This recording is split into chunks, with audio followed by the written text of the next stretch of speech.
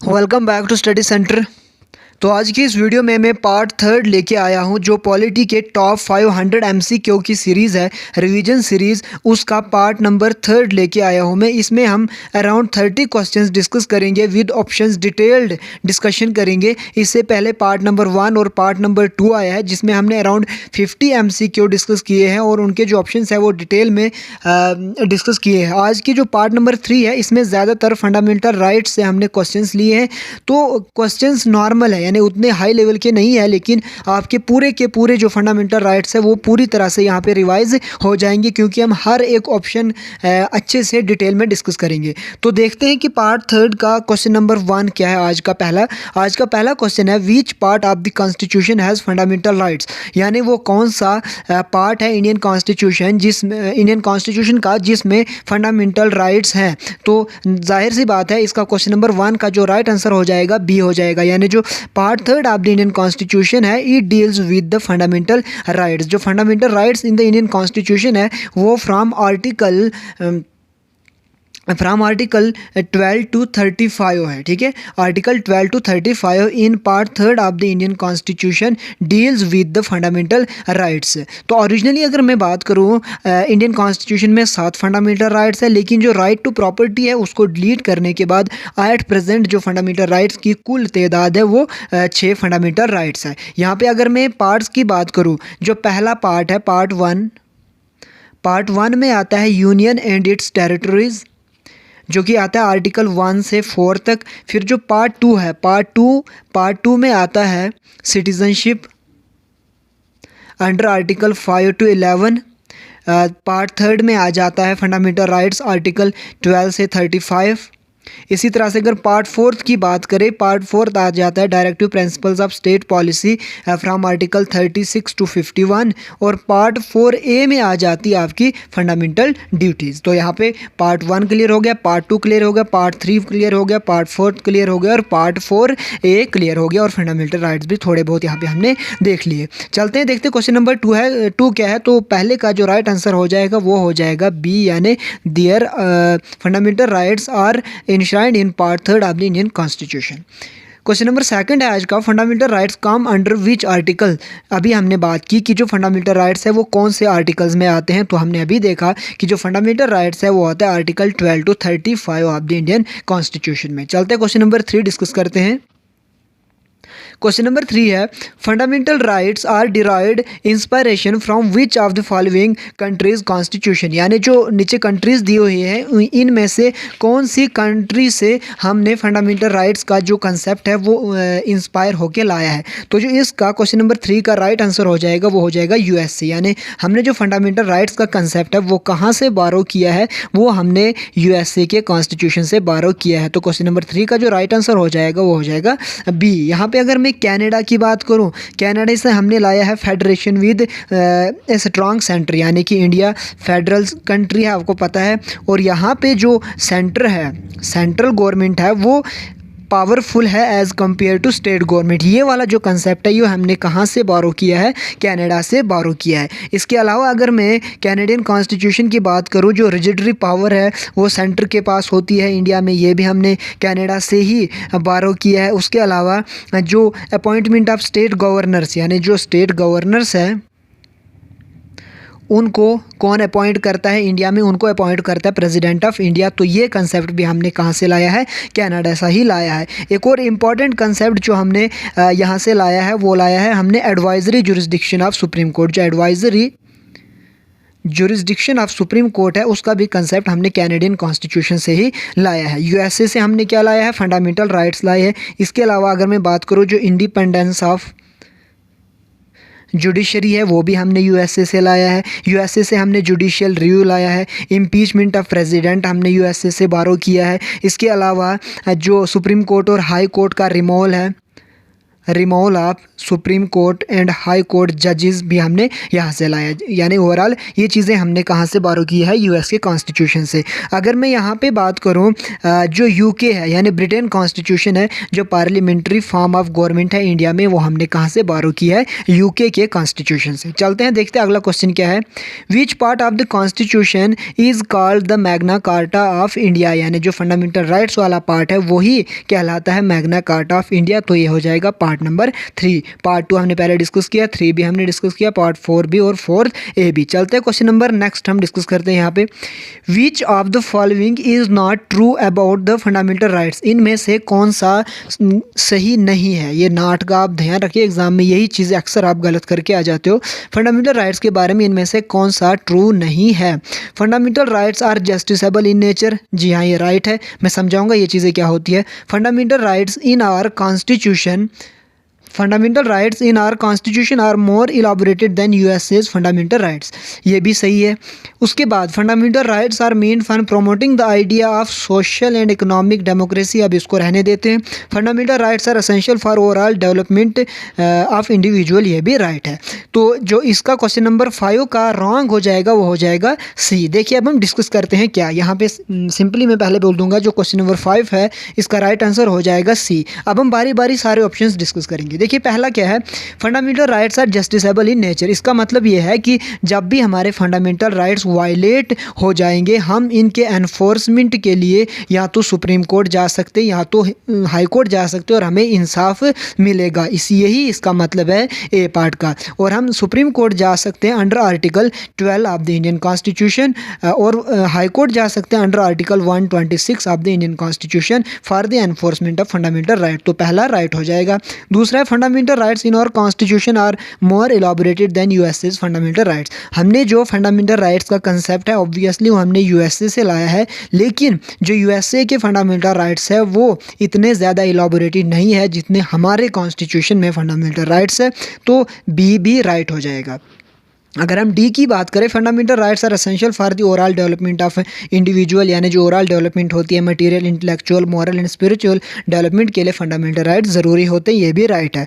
अब जो सी है ये रॉन्ग क्यों है, क्योंकि जो फंडामेंटल राइट्स है they are meant for promoting the idea of political democracy not social and economic democracy, इसीलिए जो सी पार्ट है वो गलत हो जाएगा। क्योंकि जो फंडामेंटल राइट्स होते हैं वो प्रोमोट करते हैं पॉलिटिकल डेमोक्रेसी, और जो directive principles of state policy है जो कि part 4 of the Indian constitution में आते हैं फ्रॉम आर्टिकल 36 to 51, वो डील करते हैं विद, वो प्रोमोट करते हैं idea of social and economic democracy. अगर यहाँ पे फंडामेंटल राइट्स की जगह होता directive principles of state policy तब हम सी को भी राइट बोल सकते थे, लेकिन यहाँ पे फंडामेंटल राइट्स है तो सी पार्ट गलत हो जाएगा। और जो क्वेश्चन नंबर 5 है यहाँ पे नॉट पूछा गया है तो इसका जो राइट आंसर हो जाएगा वो हो जाएगा सी। तो यहाँ पे मैं फिर से रिपीट कर रहा हूँ, जो पॉलिटिकल डेमोक्रेसी है उसको कौन प्रोमोट करता है, फंडामेंटल राइट्स, और जो सोशल और इकोनॉमिक डेमोक्रेसी है उसको promote directive principles of state policy करता है। तो आई होप आपको ये चीज़ें क्लियर हो रही है।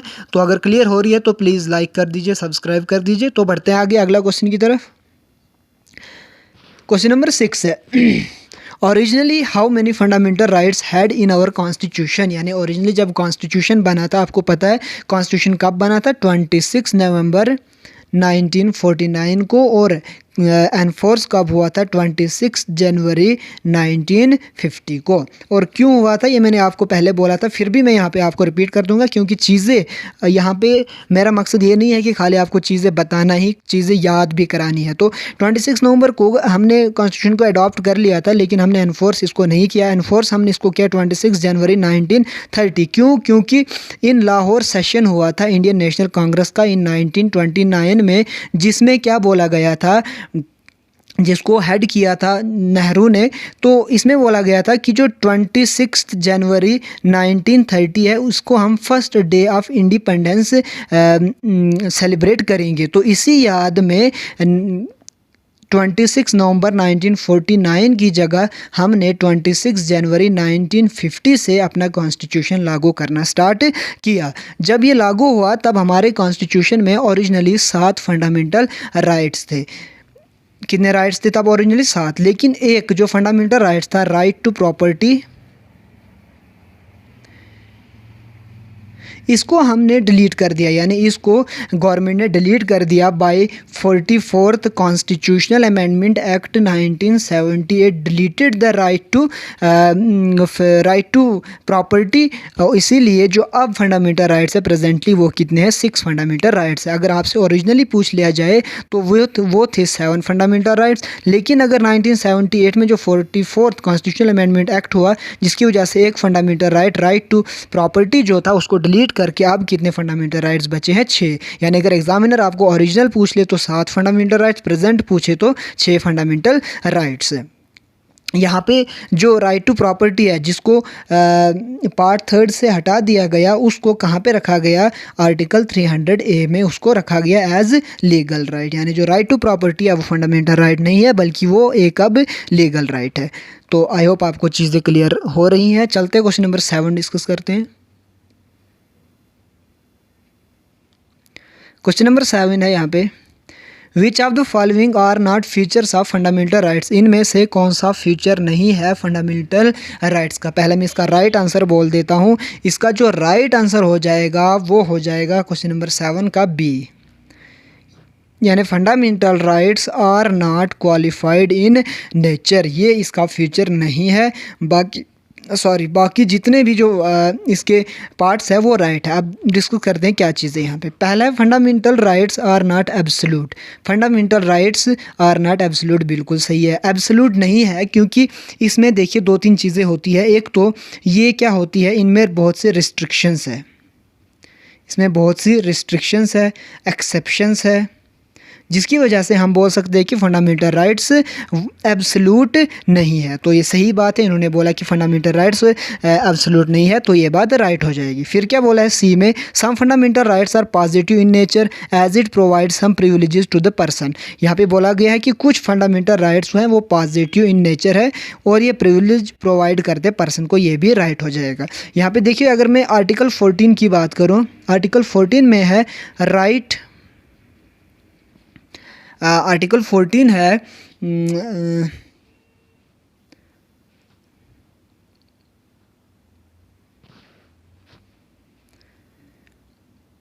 फ्रीडम ऑफ,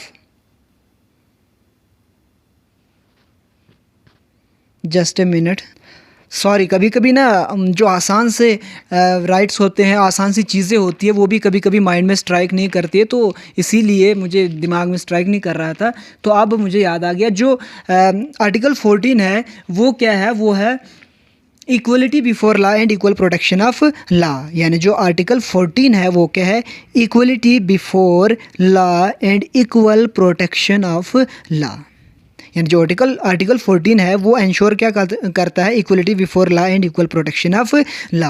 इनमें से जो इक्वल प्रोटेक्शन ऑफ लॉ है ये है पॉजिटिव कंसेप्ट, और अगर मैं बात करूँ इक्वलिटी बिफोर लॉ ये है नेगेटिव कंसेप्ट। तो जाहिर सी बात है जो फंडामेंटल राइट्स है in part 3 of the Indian constitution, इनमें से कुछ फंडामेंटल राइट्स नेगेटिव है और कुछ फंडामेंटल राइट्स पॉजिटिव है, तो ये भी सही हो गया सी पार्ट। डी पार्ट बोला है some fundamental rights are negative in nature as it places limitation on the authority of the state, तो ये भी राइट हो जाएगा क्योंकि बोला है कुछ जो फंडामेंटल राइट्स है वो पॉजिटिव है और कुछ नेगेटिव है। इसका बेस्ट एग्जांपल आपको आर्टिकल 14 आ जाएगा जिसमें बोल दिया गया equality before law and equal protection of law, जिसमें एक जो राइट है वो नेगेटिव है और एक पॉजिटिव है, तो ये दोनों हो जाएंगे आपके राइट। तो क्वेश्चन नंबर 7 है, इसका जो राइट आंसर हो जाएगा वो हो जाएगा बी। ठीक है, चलते क्वेश्चन नंबर 8 की तरफ। 6 rights granted by the article 19 cannot be suspended on grounds of। आपको पता है कि जो आर्टिकल 19 है इसमें ओवरऑल 6 फंडामेंटल राइट्स आते हैं, ठीक है। और जो राइट टू प्रॉपर्टी था 1978 से पहले वो भी आर्टिकल 19 का ही एक पार्ट था। तो ओरिजिनली आर्टिकल 19 में कितने आर्टिकल्स आते थे, जो आर्टिकल्स के पार्ट्स आते थे वो 7 आते थे, लेकिन 1978 में जब राइट टू प्रॉपर्टी डिलीट हुआ अब इसमें 6 राइट्स आते हैं अंडर आर्टिकल 19। बोलता है कि जो अंडर आर्टिकल 19 है 6 फंडामेंटल राइट्स है वो कब सस्पेंड नहीं होते हैं, तो इसका जो राइट आंसर हो जाएगा वो हो जाएगा सी। यानी देखिए जो आर्टिकल 19 होता है वो वार के टाइम में भी सस्पेंड हो सकते हैं, एक्सटर्नल एग्रेशन की वजह से भी सस्पेंड हो सकते हैं, लेकिन जब आर्म्ड रेबिलियन होता है तब ये सस्पेंड नहीं होते हैं। देखिए अब यहाँ पे हम थोड़ी सी चीज़ें पहले डिस्कस करेंगे आर्टिकल 19 के बारे में। आर्टिकल 19 में आते हैं 6 फंडामेंटल राइट्स। कौन कौन से? पहला आता है right to freedom of speech and expression. दूसरा आ जाता है इसके बाद फ्रीडम ऑफ असेंबली। तीसरा आ जाता है फ्रीडम ऑफ एसोसिएशन। चौथा आ जाता है फ्रीडम ऑफ मूवमेंट। पांचवा आ जाता है फ्रीडम ऑफ प्रोफेशन ट्रेड। यहाँ पे मैं लिख देता हूँ, 1 मिनट।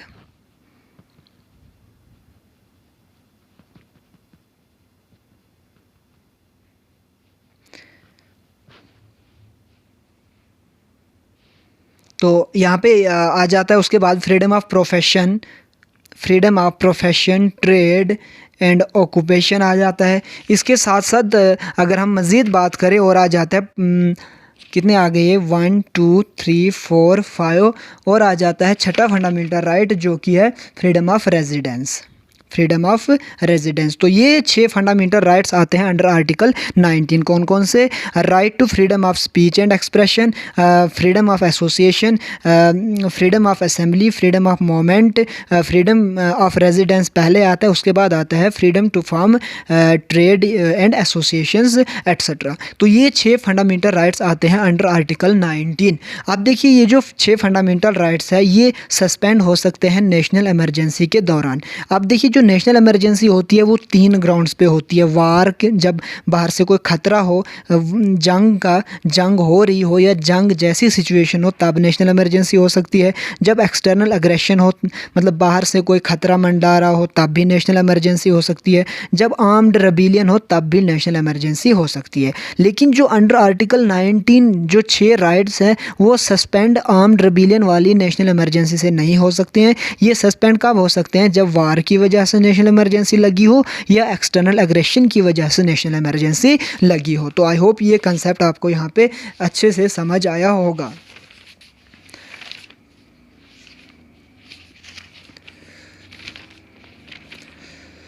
तो ये जो देखिए जब भी नेशनल इमरजेंसी लगती है तो जो आर्टिकल 19 के अंडर फंडामेंटल राइट्स होते हैं ये ऑटोमेटिकली सस्पेंड हो जाते हैं अंडर आर्टिकल 358। और जो बाकी के फंडामेंटल राइट्स होते हैं इसके अलावा उसके लिए प्रेसिडेंट अलग से प्रोक्लेमेशन ऑर्डर पास करता है अंडर आर्टिकल 359। ये डिफरेंस है, यानी जो सस्पेंशन ऑफ फंडामेंटल राइट्स है ड्यूरिंग नेशनल इमरजेंसी उनके साथ कौन कौन से आर्टिकल डील करते हैं? आर्टिकल 358 और आर्टिकल 359। आर्टिकल 359 डील करता है आर्टिकल 19 के साथ और 359 बाकी सारे फंडामेंटल राइट्स के साथ डील करता है। आई होप चीज़ें आपको यहाँ तक समझ आ रही होगी। चलते हैं नेक्स्ट क्वेश्चन यहाँ पे डिस्कस करेंगे।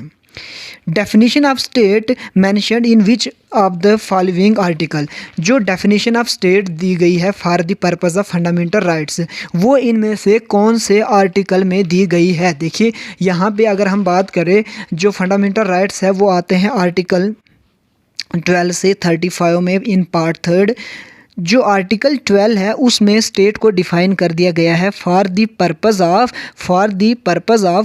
Fundamental rights. यानी यहाँ पे स्टेट को बहुत डिटेल में सारी चीज़ें इंक्लूड कर दी गई है डेफिनेशन ऑफ स्टेट में, और वो किसके लिए है? For the purpose of fundamental rights. 11 की बात करूँ ये सिटीजनशिप के साथ डील करता है। 12 की बात करूँ ये जो रिट्स होते हैं उसके साथ डील करता है। आर्टिकल 13 की बात करूँ जुडिशियल रिव्यू, और आर्टिकल 14 जो अभी मैंने आपको बोला था जो मुझे भूल गया था तो अब आप कमेंट में लिख लीजिए क्योंकि मुझे ये फिर से भूलने वाला है, यानी जो भी था। चलते हैं क्वेश्चन नंबर 10 डिस्कस करते हैं। यहाँ पे 14 था equality before law and equal protection of law. अब जब भी 14 आएगा आप लिखते जाओगे ताकि मुझे याद रहेगा। Equality before law and equal protection of law. Question number 10 अब यहाँ पे हम डिस्कस करते हैं। क्वेश्चन नंबर 10 है which article prohibits discrimination on grounds of religion, race, caste, sex और प्लेस ऑफ बर्थ। यानी इनमें से कौन सा आर्टिकल है जो प्रोहिबिट करता है discrimination on the grounds of religion, race, caste, sex और प्लेस ऑफ बर्थ?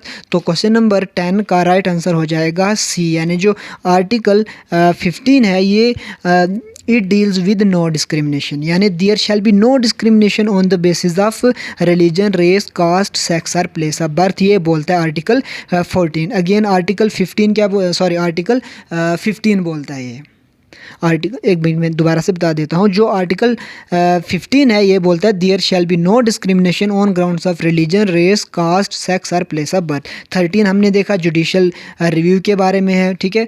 आर्टिकल 14 है equality before law and equal protection of law. और अगर आर्टिकल 16 की बात करें इसमें equality of opportunity in respect of public offices. चलते क्वेश्चन नंबर 11 को डिस्कस करेंगे। Equality of opportunity in matters of public employment कौन से आर्टिकल में आता है? मैंने ये अभी आपको डिस्कस किया, तो ये आ जाता है आर्टिकल 14 में। 13 again judicial review, 14 question number 11 दोबारा से मैं क्वेश्चन पढ़ लेता हूँ। Equality of opportunity in matters of public employment कौन से आर्टिकल में आता है? ये आ जाता है आर्टिकल 16 में, क्योंकि 13 में हमने देखा जुडिशियल रिव्यू आ जाता है, 14 में आ जाता है equality before law and equal protection of law, article 15 में आ जाता है no discrimination on the basis of race, colour, sex etcetera, और आर्टिकल 16 में क्या आ जाता है? Opportunities in matters of public employment. चलते क्वेश्चन नंबर 12 डिस्कस करते हैं यहाँ पे। Abolition of titles except military and academic is mentioned in which article? यानी कि जो टाइटल्स है जैसे महाराजा नाम के पीछे लगाया जाता था, नवाब, ये जो टाइटल्स है इनका एबोलिशन किस आर्टिकल में लिखा गया है? तो ये लिखा गया है article 18 of the Indian constitution in right to equality. यानी जो राइट टू इक्वालिटी है 14 से 18, उसमें आर्टिकल 18 में क्या लिखा गया है? Abolition of titles except military and academic. Military and academic हो गए, जैसे भारत रत्न हो गया, पद्मश्री हो गया, पद्म भूषण हो गया, यानी ये जो टाइटल्स है ये तो दिए जाएंगे, लेकिन जो बाकी टाइटल्स है जैसे महाराजा, नवाब, इनका एबोलिशन किया गया, यानी ये नहीं दिया जा सकता। ये आ गया आर्टिकल 18 में। 15 की बात करो, नो डिस्क्रिमिनेशन। 16 पब्लिक एम्प्लॉयमेंट के रिलेटेड जो अभी हमने डिस्कस किया। आर्टिकल 17 आ जाता है नो टचेबिलिटी, ठीक है, abolition of touchability, abolition of touchability. चलते क्वेश्चन नंबर 13 डिस्कस करते हैं हम यहाँ पे। क्वेश्चन नंबर 13 है protection in respect of conviction of offence is guaranteed under article. तो इसका जो राइट आंसर हो जाएगा वो हो जाएगा 20। यानी जो किसी ने ऑफेंस किया, ठीक है, तो उसमें जो कन्विक्ट है, जो ऑफेंडर है, उसको क्या क्या प्रोटेक्शंस दी जाएंगी वो आर्टिकल 20 में लिखे गई है। आर्टिकल 19 अगेंस्ट 6 राइट्स है इसके अंडर जो हमने अभी देखे। आर्टिकल 21 आ जाता है राइट टू लाइफ में। तो इसका राइट आंसर हो जाएगा 13 का राइट आंसर हो जाएगा बी। चलते क्वेश्चन नंबर 14 यहाँ पे हम डिस्कस करते हैं। Prohibition of traffic in human beings and force labour are guaranteed under article. जो prohibition of traffic in human beings and forced labour है वो कौन से आर्टिकल में आता है?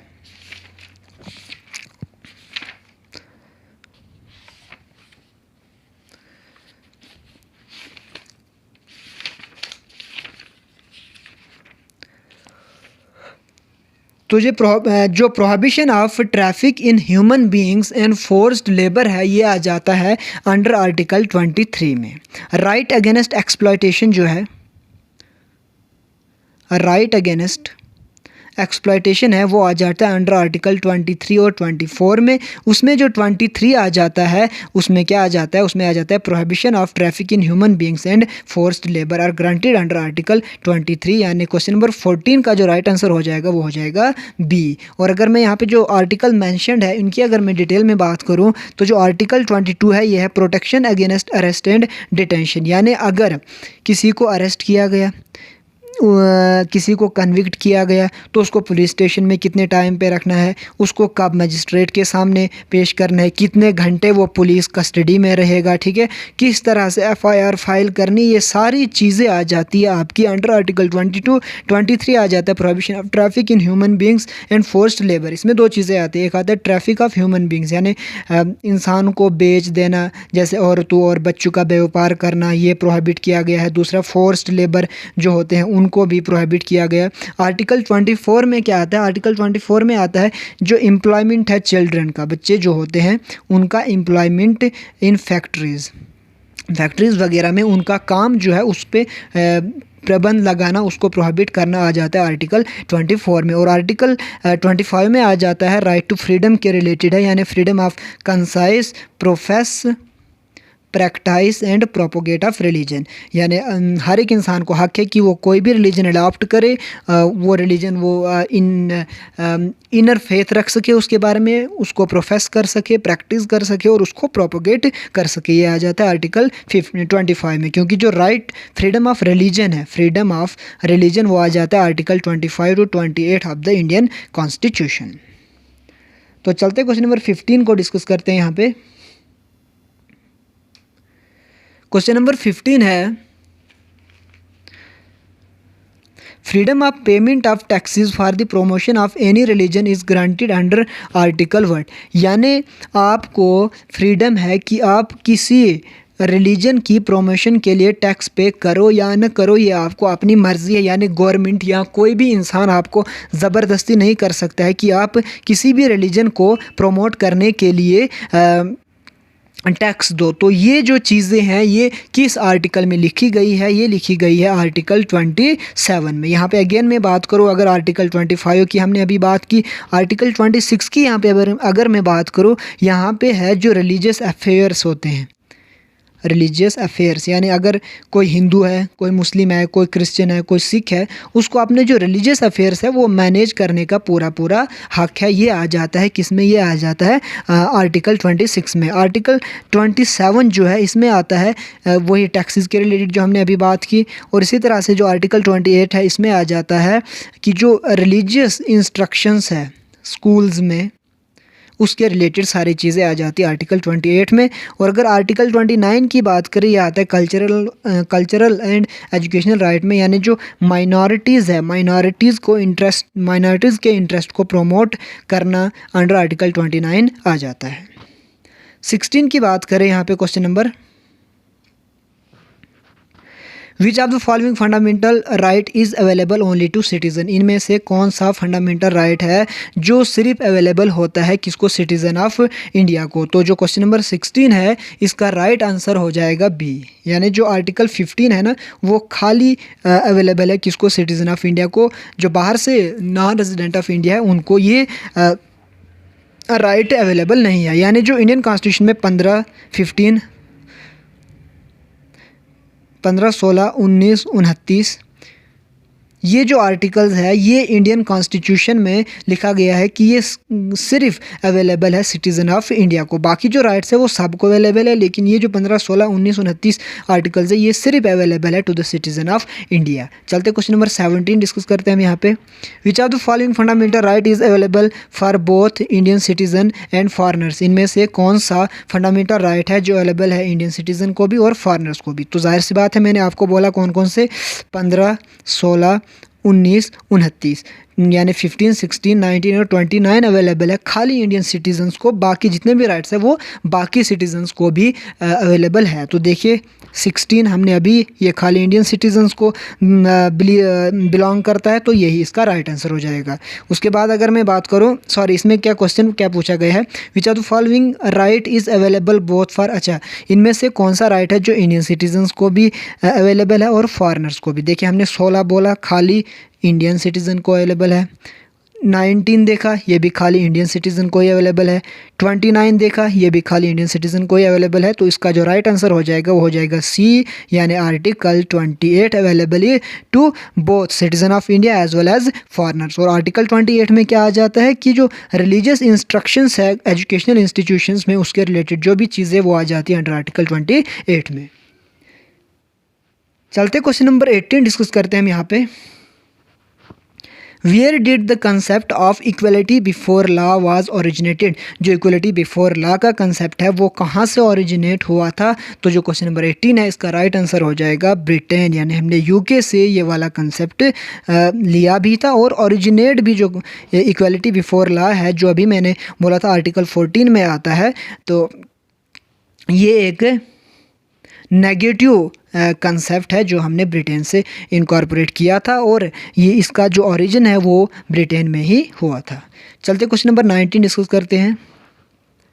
Where did the concept of equal protection of law was originated. Equal protection of law मैंने आपको बोला था आर्टिकल 14 में आता है और ये पॉजिटिव कंसेप्ट है यानी पॉजिटिव राइट है। ये हमने कहाँ से इनकॉर्पोरेट किया था, ये हमने यूएसए से लाया था और इसका ओरिजिन कहाँ पे है, ओरिजिन भी इसका यूएसए से ही है। चलते क्वेश्चन नंबर 20 डिस्कस करते हैं। Which of the following are not features of concept of equality before the law. इनमें से कौन सा फीचर नहीं है इक्वलिटी बिफोर लॉ का। इक्वलिटी बिफोर लॉ का मतलब होता है कि कानून के नज़रों में सारे बराबर हैं, तो इसमें कौन सा नहीं है। अभी मैंने आपको बोला था equality before law is a negative concept, और ये हमने कहाँ से लाया था, कहाँ से ओरिजिनेट किया था, ब्रिटेन से, और इसका जो ओरिजिन भी हुआ था वो कहाँ से हुआ था, ब्रिटेन से ही हुआ था। तो क्वेश्चन नंबर 20 का जो राइट आंसर हो जाएगा वो हो जाएगा ए। देखते हैं यहाँ पे जो फीचर्स है इक्वलिटी बिफोर लॉ के वो क्या है। It is an absence of privilege in favour of any person, यानी किसी एक पर्सन को आप स्पेशल चीज़ें नहीं दे सकते हैं बिल्कुल।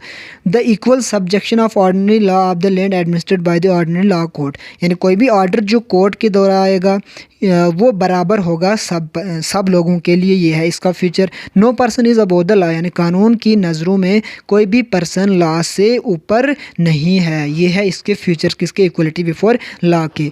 It is a positive concept, बिल्कुल गलत, क्योंकि मैंने अभी भी आपको बोला ये है नेगेटिव कंसेप्ट। तो आई होप आपको ये 20 क्वेश्चंस अच्छे लगे होंगे। आज थोड़ा हमने ज़्यादा डिटेल में चीज़ें डिस्कस की तो 20 ही कर पाए, तो अगली सीरीज़ में हम कोशिश करेंगे 40 क्वेश्चंस को डिस्कस करने की।